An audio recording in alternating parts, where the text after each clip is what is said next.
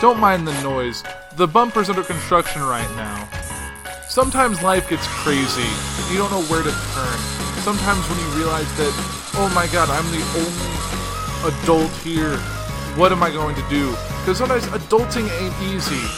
But we're here to help. Check us out every other Wednesday on the Journey into Comics Network. The following is a Journey into Comics Network production. From the suburbs of Chicago and Illinois, this is the Puhr Report with your host, Andrew Puhr. Welcome back, ladies and gentlemen. This is episode 47 of the Puhr Report. 47, just 3 away from that magic number of 50, which is exciting because I never thought I'd be doing something for 50 episodes. So here we are, almost a year later. So yeah, it would line up 52.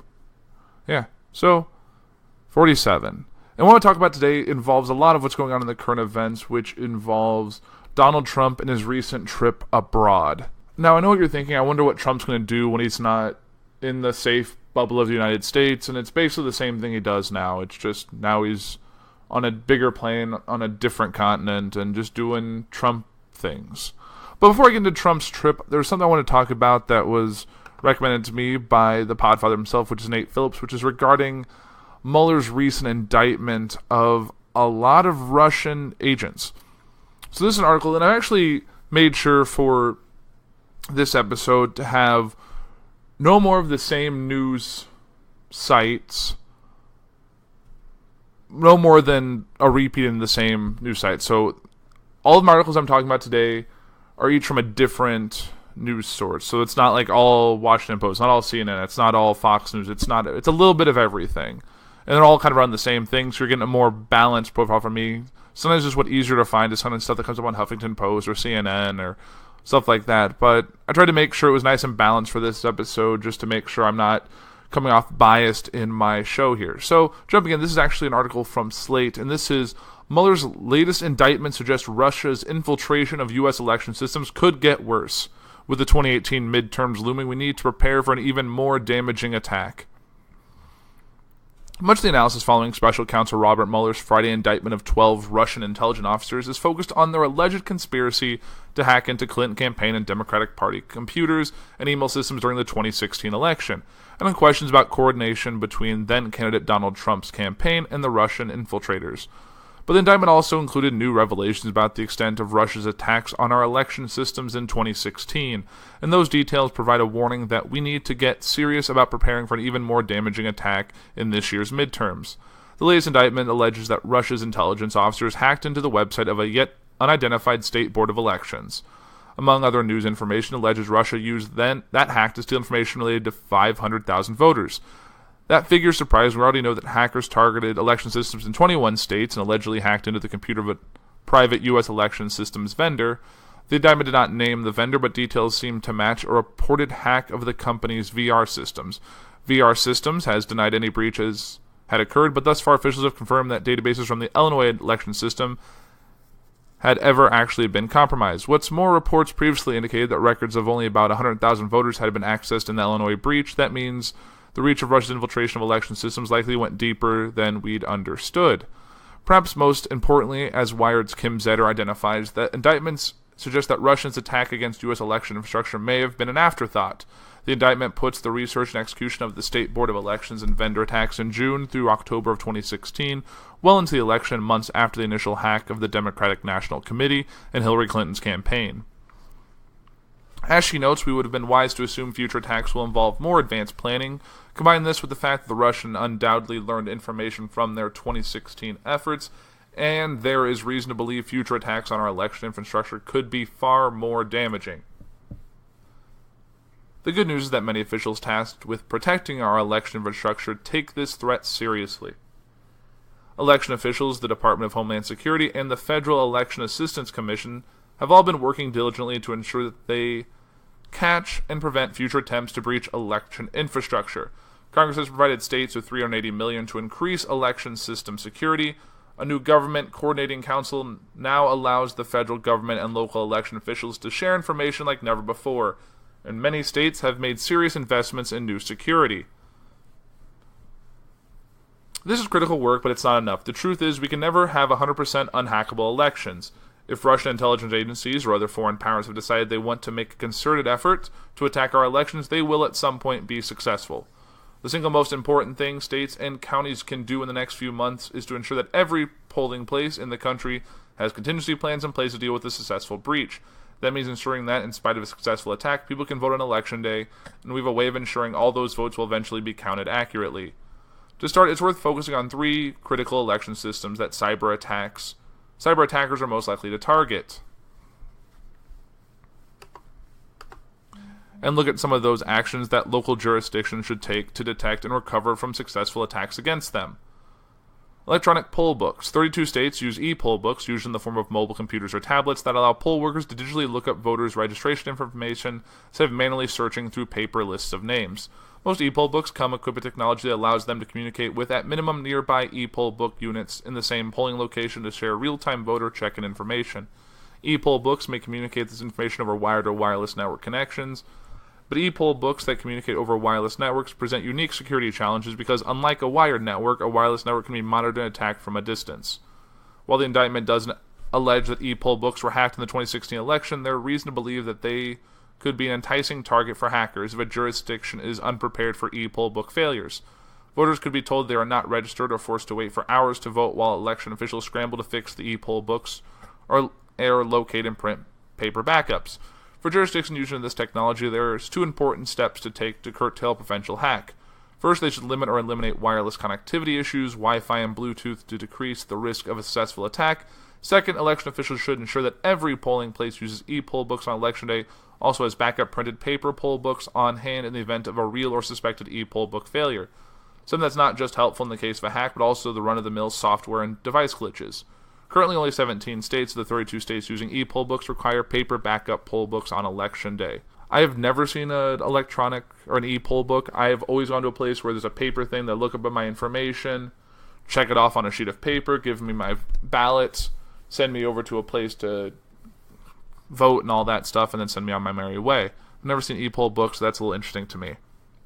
Another thing is voter registration systems. The voter registration system maintains the official list of registered voters, including individuals' names, phone numbers, addresses, district assignment information, and in some states, political party affiliation. Mueller's indictment confirmed that voter registration systems were indeed a target of the Russians in 2016, though the only substantial successful hack we know of involved stealing basic voter registers of a social security number in the case of Illinois. Lovely, more Illinois stuff. Great to live in that state. But other types of breaches could present potential nightmare scenarios. Imagine hackers could somehow delete or change voter registration information, so voters would show up at the polls only to find their names missing or registered to the wrong precinct. Or nimble hackers might make it impossible for election officials to access certain voter files when it comes time to create new poll books. To ensure such attacks would not disrupt any election, officials download an electronic copy of the voter information on a daily basis that will allow them to reconstruct a list should they discover a hack, and to access a list if the official database becomes unavailable at any point. And it looks like Nate is blowing up Facebook right now, which is definitely making pop-ups and vibrates on my phone. Officials should also ensure that every polling place has enough provisional ballots to last through at least 2 hours of peak voting time so that if necessary, they can print and deliver more as needed without forcing voters to wait.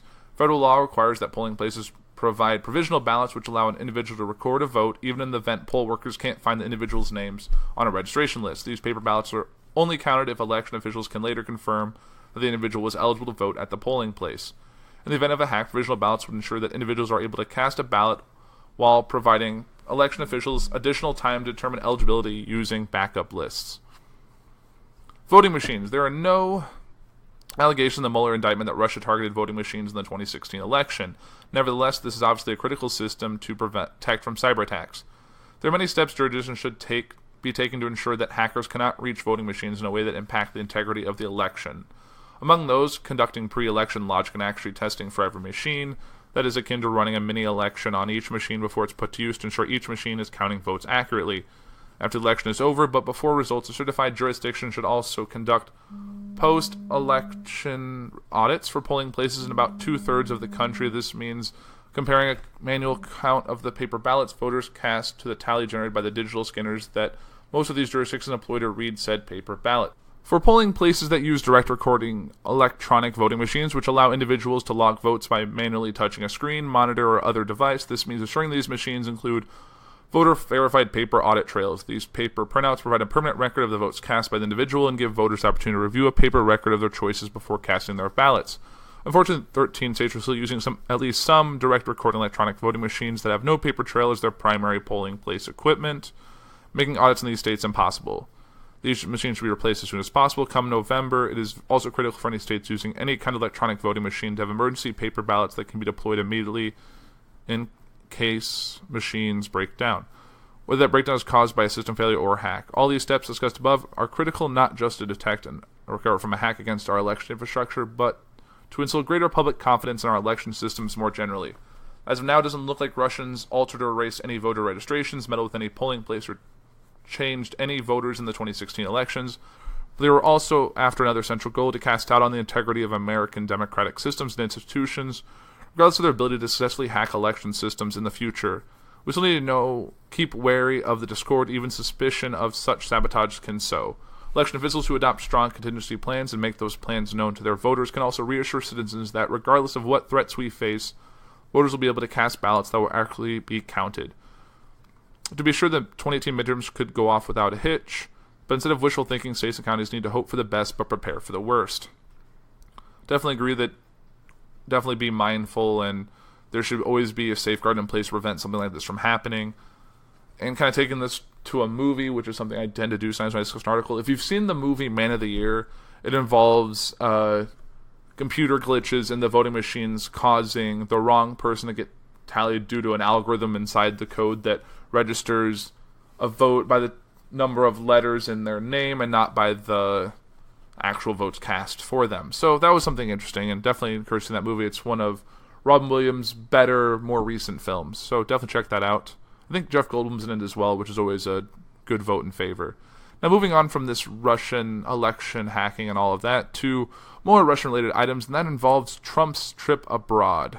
And before I get into that, you might notice that my voice sounds a little different. I'm recording from my home, finally. Not in my office yet. The office is still kind of full of boxes and under a little disarray, and it was currently housing the cats until about a day ago. So, need a little bit of upkeep before I record from there, but we'll see. Hopefully the next couple weeks that'll be resolved and we'll be moving forward. House is still very much under construction. I'm looking at stuff I need to drywall and stuff I need to paint and all that fun stuff. So, but that's not what you're here to listen to this episode. That's more for my other show, which is Adulting Ain't Easy, which is something that involves a lot of what's going on in my life right now, but we'll get more into that on Wednesday.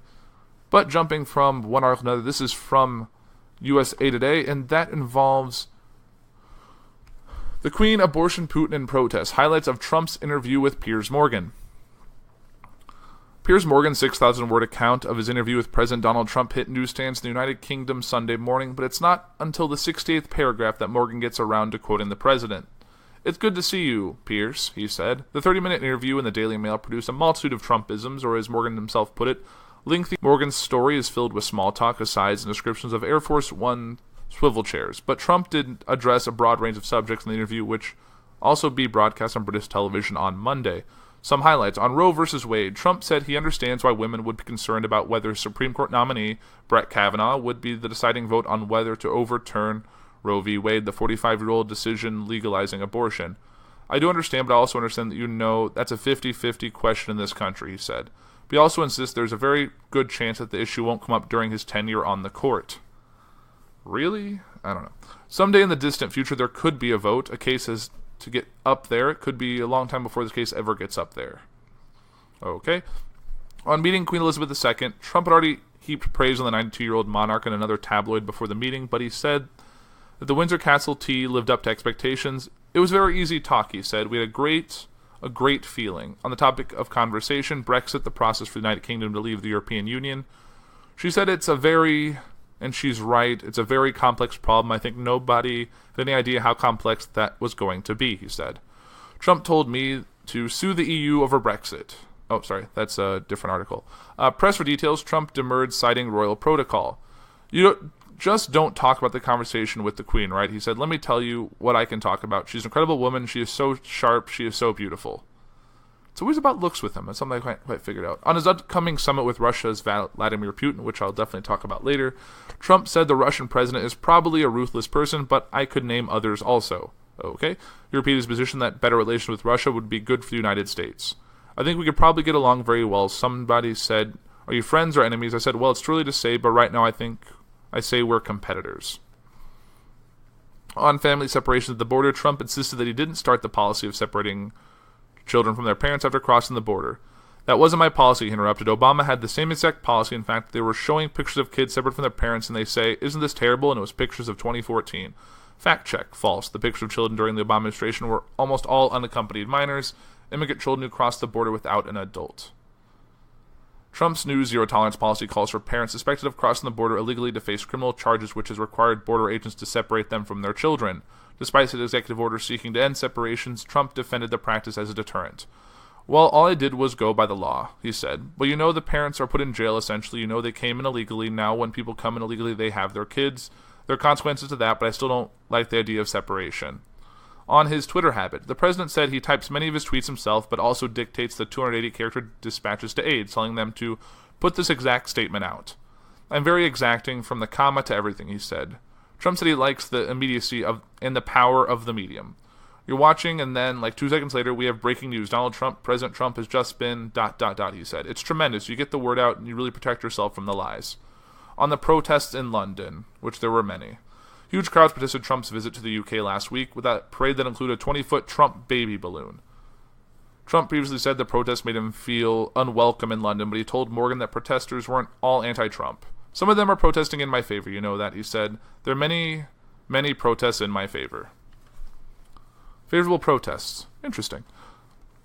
And moving on from... Sorry, having some technical difficulties here. And that involves... This is an article from The Hill. This is Fox and Friends host, I don't understand Trump tweet blaming U.S. for bad Russia relations. Fox and Friends host Brian Kilmeade on Monday questioned why President Trump would send a tweet blaming the U.S. for poor relations with Russia before his meeting with Russian President Vladimir Putin. I like the president's tweets, Kilmeade said. Sorry, I guess I have my sound on. Let me fix that. I like the president's tweets, Kilmeade said. I understand what he's trying to do with the European Union and NATO. But what I don't understand is this tweet. Kilmeade continued referencing Trump's tweet that said the United States' relationship with Russia has never been worse thanks to many years of U.S. foolishness and stupidity and now the rigged witch hunt. It's really not our foolishness and stupidity. They might not like the things we're doing, but would you really say foolishness and stupidity is a correct characterization, Kilmeade asked? Trump is known to be a fan and avid watcher of the Fox News morning show. Kilmeade's comments came as Trump sat with Putin in Helsinki for a high-stakes meeting that Trump said would be focused on trade, arms control, and China. The meeting between leaders came just days after Special Counsel Robert Mueller indicted 12 Russian intelligence officials for their role in hacking the Democratic National Committee. Following the Special Counsel indictments, many Democratic lawmakers voiced opposition to a summit taking place. But Trump did not budge and said before the meeting that getting along with Russia is a good thing, not a bad thing. Trump has said multiple times that he would questioned Putin about the election interference, but also tempered expectations for what he might be able to do. I don't think you'll have any glee, I did it, you got me. There won't be a Perry Mason here, Trump said last Friday, referring to a courtroom drama from the 1950s and 60s. In addition, when asked by CBS if he would ask Putin to extradite the Russians that were charged in the indictment, Trump said he hadn't thought of that. But I'll be asking about it. But again, this was during the Obama administration. They were doing whatever it was during the Obama administration, the president said. So definitely tempering expectations. And going from The Hill to Fox News, Trump blasts Mueller probe, Putin denies meddling as leader touts summit as success. President Trump and Vladimir Putin tackled allegations of election meddling in unprecedented terms following their one-on-one summit Monday, with Trump opening the door to an unusual offer of cooperation in the special counsel probe, and the Russian president suggesting he indeed favored the billionaire businessman in 2016. But Putin emphatically and repeatedly denied meddling in the U.S. election, saying there's no evidence, and Trump, while saying they spent a great deal of time discussing the allegations, based the ongoing probe as a disaster for our country. The two leaders spoke at a freewheeling joint press conference following a pair of meetings, one private in Helsinki, Finland. Trump and Putin touted the summit as a success, found to improve ties on a range of issues. "I'd rather take a political risk in pursuit of peace than to risk peace in pursuit of politics," Trump declared. During the press conference, few topics were off limits. The session was internationally reporters ended with Putin being asked whether he had compromising material on Trump, which he dismissed as nonsense. Even that moment was overshadowed by the extensive comment on election meddling. Trump once again asserted there was no collusion.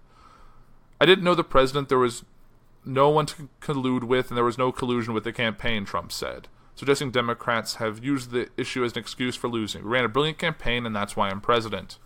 When asked which side is responsible for damaged relations, Trump said, "I hold both countries responsible." The statement drew bipartisan criticism back in Washington.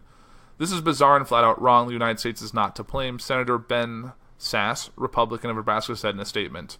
Former CIA Director John Brennan, who frequently blasts Trump, tweeted, "Donald Trump's press conference performance in Helsinki rises to and exceeds the threshold of high crimes and misdemeanors.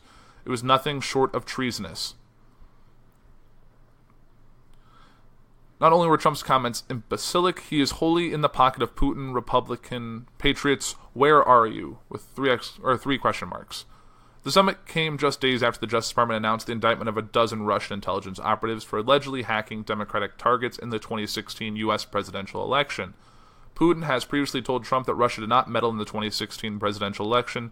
He repeated those denials Monday. And when asked whether he would extradite the 12 Russians allegedly involved, Putin said detailed a plan which Trump called an incredible offer. Putin offered to question the 12 indicted for meddling in the election, added that Mueller's team of investigators could be present for questioning. If U.S. officials would reciprocate, he suggested this would mean Russian agents could be present for questioning U.S. officers of interest to them. Meanwhile, Putin suggested he favored Trump in the election, saying, "Isn't it natural to be sympathetic towards a person who is willing to restore the relationship with our country?" But he maintained there was no election interference. The two leaders said they discussed a host of other issues during their meeting Monday in Helsinki and were working towards strengthening U.S.-Russian relations, which Trump said he had never been worse than it is now, despite the push from Democrats and some Republicans back home in the U.S. to cancel the summit. But he said that the relationship has changed. Trump said he would not make decisions on foreign policy in a futile effort to appease partisan critics, the media, or Democrats who want to resist and obstruct. At one point, Putin handed Trump a soccer ball and said, "The ball is now in your court."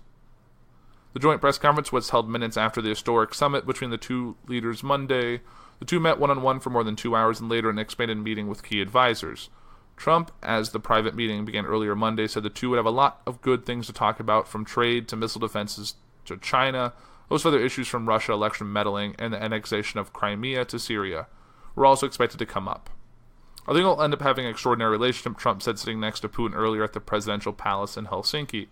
"Getting along with Russia is a good thing, not a bad thing." Putin later said he and Trump agreed to continue detailed discussions on arms control issues. Putin said Russia and the U.S. should discuss a possible extension of the 2010 New START nuclear arms reduction treaty and the implementation of the 1987 Intermediate Nuclear Forces Treaty. Trump sat down with Putin after spending the last week sparring with traditional U.S. allies, first with NATO nations over their level of defense spending, and later with British Prime Minister Theresa May over her Brexit strategy. They seemed to patch things up before leaving London. The tensions early on in his European tour created a contrast with efforts to improve ties with Moscow, leading to bipartisan concerns about the summit. The president also claimed ahead of this summit with Putin that the Russian president would not have invaded Crimea had he been in office, calling the globally condemned annexation an Obama disaster. Putin had signaled he would like Trump to soften sanctions that Washington imposed over the annexation of Crimea and support for separatists in eastern Ukraine, involvement in the Syrian civil war, and allegations of Russian meddling. Trump signed an August 2017 law imposing additional sanctions on Russia. The law bars Trump from using many sanctions without Congress approval, but he can offer some relief without a nod from Congress. Almost 700 Russian people and companies are under U.S. sanctions. Individuals face limits on their travel and freezes on at least some of their assets, while some top Russian state banks and companies, including oil and gas giants, are effectively barred from getting financing through U.S. banks and markets. So definitely there's that. And like I said, there were some Republicans in Congress that definitely did not react well to this summit. And that takes me to the CNN article. Top Republicans in Congress break with Trump over Putin comments. After President Donald Trump's stunning news conference Monday next to Russian President Vladimir Putin, members of Congress, including some powerful Republicans, were quick to rebuke Trump's performance on the world stage and Trump's refusal to call Putin out for interfering in the U.S. U.S. election. House Speaker Paul Ryan contradicted several comments Trump made during his Helsinki news conference, most notably backing the U.S. intelligence community assessment that Russia meddled with the U.S. 2016 presidential election. There's no question that Russia interfered in our election, continues attempts to undermine democracy here and around the world, said Ryan, a Republican from Wisconsin, in a statement. I don't know why it says speaker there, but he's still the speaker. This is not just the findings of the American intelligence community, but also the House Committee on Intelligence. Ryan continued, the president must appreciate that Russia is not our ally. There is no more equivalence between the United States and Russia, which remains hostile to our most basic values and ideals. The United States must be focused on holding Russia accountable and putting an end to its vile attacks on democracy. Senate Majority Leader Mitch McConnell spoke briefly with Porters Monday, giving his support to the U.S. intelligence community. I've said a number of times, and I say it again, the Russia are not our friends. I entirely believe the assessment of our intelligence community. The Kentucky Republican said he did not answer a question on whether he would tell Trump. They disagreed with him. Senator John McCain, the Arizona Republican, who has consistently criticized the president, said Trump's comments were one of the most disgraceful performances by an American president in memory. Senate Foreign Relations Chairman Bob Corker said the president made us look like a pushover, and Putin was probably eating caviar on the plane home. I'm very disappointed and saddened with the equivalence that he gave between them, the U.S. intelligence agencies, and what Putin was saying, said Corker, a Tennessee Republican who is not seeking re-election. Trump's comments that appeared to equivocate Putin's denial of Russian election meddling and the U.S. intelligence community's assessment were commonly evoked in a steady stream of criticism. Republican Senator Ben Sasse, Republican from Nebraska, issued a blistering statement just minutes after the press conference wrapped. Sasse rebuked Trump's statement that he held both countries responsible for the deteriorated relationship between the United States and Russia. And this is kind of the same quote I talked about before. This is bizarre and flat out wrong. The United States is not to blame. America wants a good relationship with the Russian people, but Vladimir Putin and his thugs are responsible for Soviet-style aggression, Sasse said in a statement. When the president plays these moral equivalence games, he gives Putin a propaganda win and he desperately needs. Some Republicans are deeply troubled by Trump. Some Republicans in both the House and Senate, even some typically seen as allies to the president, said in the hours following the news conference that they were concerned over what they heard Monday. The president summoned Helsinki today should have been an attempt at confronting Russian aggression, hacking, and election interference. Senator Tim Scott, a South Carolina Republican, said in a tweet, Russia is not a friend or ally. As Americans, we stand up for our interests and values abroad, but I fear today was a step backwards. As a member of the House Armed Services Committee, I am deeply troubled by President Trump's defense of Putin against the intelligence agencies of the U.S. and his suggestion of moral equivalence between the U.S. and Russia. Russia poses a grave threat to our national security, tweeted Rep. Liz Cheney, a Wyoming Republican. Rep. Trey Gowdy, a South Carolina Republican who was among the Republicans leading last week's sharp partisan hearing of FBI agent Peter Strzok, made clear Monday he did not see Russia as a U.S. ally. I'm confident former CIA Director and current Secretary of State Mike Pompeo, DNI Dan Coates, Ambassador Nikki Haley, FBI Director Chris Wray, Attorney General Jeff Sessions, others will be able to communicate to the President it is possible to conclude Russia interfered with our election in the 2016 without delegitimizing his electoral success, Gowdy said in a statement. Maine Republican Senator Susan Collins said she sharply disagreed with Trump's comments. It's certainly not helpful for the president to express doubt about the conclusions of his own team, Collins told reporters. He has assembled a first-rate intelligence team handled by Dan Coates and would hope that he would take their analysis over the predictable denials of President Putin. Senator Lindsey Graham, Republican from South Carolina, who has had a close working relationship with Trump on issues related to health care and tax reform, tweeted that the summit was a missed opportunity. Missed opportunity by President Trump to firmly hold Russia accountable for 2016 election meddling and delivers a strong warning regarding future elections, Graham tweeted. The answer by President Trump will be seen by Russia as a sign of weakness and create far more problems than it solves. Graham also warned Trump to leave a soccer ball, a gift from Putin, outside the White House. For me, I check that soccer ball for listening devices and never allow it in the White House, Graham said. Arizona Senator Jeff Flake, a Republican who had been a constant critic, called the president's performance shameful. I never thought I would see the day when our American president would stand on the stage with the Russian president and place blame on the United States for Russian aggression. This is shameful, tweeted Flake, who is not running for re-election. Rep. Will Hurd, a Texas Republican and former undercover CIA officer, expressed shock in Trump's attitude towards Putin and Russia. I've seen the Russian intelligence manipulate many people in my career, and I never would have thought the U.S. president would be one of them. Republicans show support for U.S. intelligence community. The Illinois Republican Rep. Adam Kinzinger called Trump's comments rebuking the U.S. intelligence community assessment a disservice, though he did not mention Trump by name. The American people deserve the truth, and to disregard the legitimacy of our intelligence officials is a disservice to the men and women who serve this country. It's time to wake up and face reality. Putin is not our friend. He's an enemy to our freedom, Kinzinger tweeted. The response came after Trump declined to endorse the Intelligence Committee findings that the Russia interfered in the 2016 U.S. election. And Trump said Putin was extremely strong and powerful in his denial. I have confidence in both parties, Trump said of Russia and the U.S. intelligence community. I have real confidence in my intelligence people, but I must tell you that President Putin was extremely strong and powerful in his denial, Trump said. A senior GOP congressional aide told CNN it's shocking he would disrespect our intel community on foreign soil next to Putin. Utah Republican Senator Orrin... Hold on one moment. This is weird. The one thing I'm still getting used to about living in a house is that people just show up at your door asking you questions. Like, I did someone ask my door about how I would vote in the Illinois election in November. And, like, what party I would support and all that stuff. That's just random. It's something I'm definitely not used to with an apartment. You just get those random people. But, yeah, back to what I was talking about regarding Utah Republican Senator Orrin Hatch. Russia interfered in the 2016 election. Hatch said in a statement, our nation's top intelligence agency all agreed on that point from the president on down. We must do everything in our power to protect our democracy by securing future elections from foreign influence and interference, regardless of what Vladimir Putin or any other Russian operatives say. I trust the good work of our intelligence and law enforcement personnel who have sworn to protect the United States of America from enemies, foreign and domestic. New Jersey Republican Frank LaBiondo, who chairs the House CIA subcommittee, also said Trump missed an opportunity to grill Putin. I strongly disagree with the statement that Russia did not meddle in 2016 election. With all I have seen on House Intel Committee and additional indictments of 12 Russian officials late last week, is clear Russia's intentions.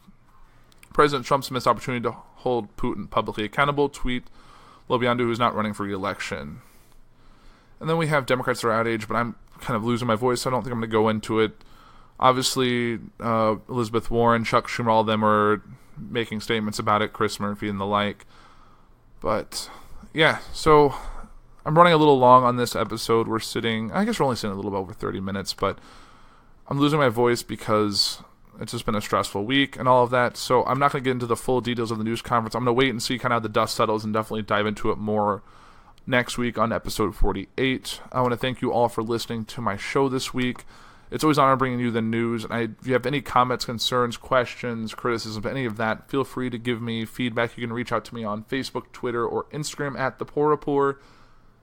You can always reach out to JIC Network. They're kind of over me in terms of that regard, and they'll definitely pass information down if you're more likely to find that. You can go to all the other shows on our network at journeyintocomics.com. You can support us additionally by giving some money to our Patreon at patreon.com/journeyintocomics. You can follow my other two shows that I'm a part of, which is Foodies Watching Movies, which our finale is rapidly approaching, as well as my other show that I do with my fiancée Liz, which is Adulting Ain't Easy. Now, I can't just leave the episode like this. So since the original posting, it was earlier in the day when I got the articles, and I didn't really see all of the extent of what had happened. I didn't read the full transcripts like I intended to before that.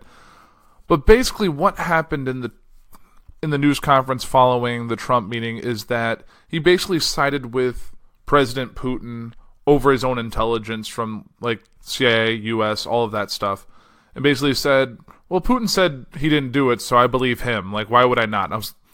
Which is ridiculous. I don't know where he gets this. So it's late in the day. I needed to put this little button on the end of the episode just to make sure we all got our information here. I have another article from Fox News. I know I said I was going to pull articles, but I found this. It says, Trump says Mueller probe has driven a wedge between U.S. and Russia, says Putin calls it a shame. President Trump said Monday that special counsel Robert Mueller's investigation has driven a wedge between U.S. and Russia following a summit with Russian President Vladimir Putin. Maybe we've just knocked down the wedge, but it has driven a wedge, and President Putin said that, Trump told Fox News' Sean Hannity in an exclusive interview. One of the earliest things he said when he started was, it's really a shame because we could do so much good, and they drove a phony wedge. It's a phony witch hunt rigged deal with the guys like FBI agent Peter Strzok and former FBI Director James Comey and former FBI Deputy Director Andrew McCabe. And you can imagine who else. It's a real shame.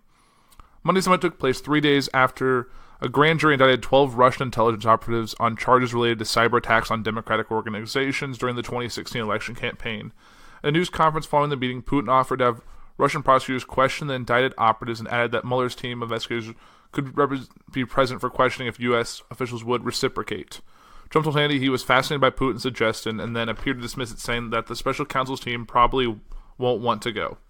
The 13 angry Democrats, you think they're going to want to go? I don't think so, said Trump, using one of his usual phrases to describe Mueller's investigation.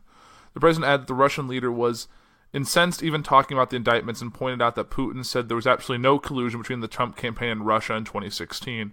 I think it's a shame. We're talking about all these different things and we get questions on the witch hunt, Trump said. I don't think the people out in this country buy it, but the reporters like to give it a shot. I think that President Putin was very, very strong. In an interview with Fox News' Chris Wallace, Putin said he was not interested in the Mueller investigation, calling it part of the internal political games of the United States. Trump told Hannity that he and Putin had a very long meeting, and it was a good meeting. It was just two of us and interpreters, Trump said. At the end of the meeting, I think we really came to a lot of good conclusions. He continued, I think we're doing really well with Russia as of today. I thought we were doing horribly before today. I think we really had a potential problem. The president said the biggest issue between Russia and the United States has been nuclear proliferation, pointing out how the two countries account for 90% of the world's nuclear weapons. We've had a phony witch hunt deal drive us apart.